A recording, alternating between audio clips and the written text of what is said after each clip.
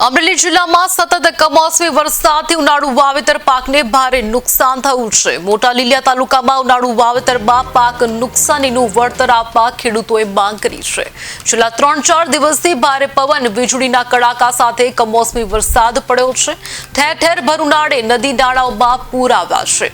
કમોસમી વરસાદના કારણે ખેડૂતોએ કરેલ ઉનાળુ વાવેતરમાં પાકને ભારે નુકસાન થતા જગતનો તાત મૂંઝવણમાં મુકાયો છે। ખેડૂતોએ ઉનાળુ વાવેતર તલ મગ બાજરી સહિત અલગ અલગ પાકોનું વાવેતર કર્યું છે, પરંતુ કમોસમી વરસાદથી ઉનાળુ વાવેતરમાં સંપૂર્ણ પાક નિષ્ફળ જવાની ખેડૂતોને ભીતિ સેવાઈ રહી છે। નુકસાનીનું સરકાર વહેલી તકે પેકેજ જાહેર કરે તેવું ખેડૂતોમાં માંગ ઉઠી છે।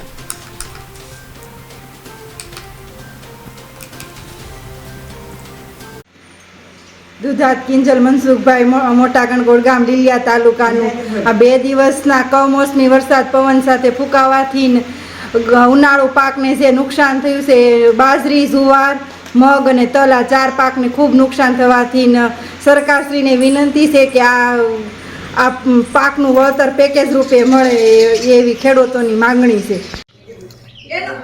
મારું નામ રસિકભાઈ ઉકાભાઈ દુધાત।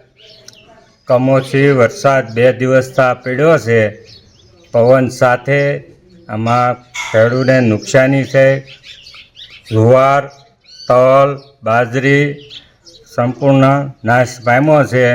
તો સરકારશ્રીને ખેડૂતની માંગ છે કે પેકેજ જાહેર કરે। મારું નામ મનસુખભાઈ મોળજીભાઈ, ગામ મોટા કણકોટ।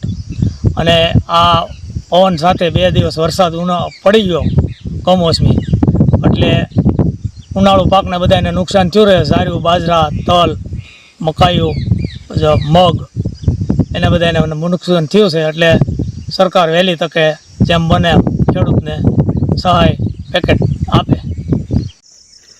મારું નામ છે પ્રવીણભાઈ પૂનાભાઈ રાદડિયા, ગામ આંબા।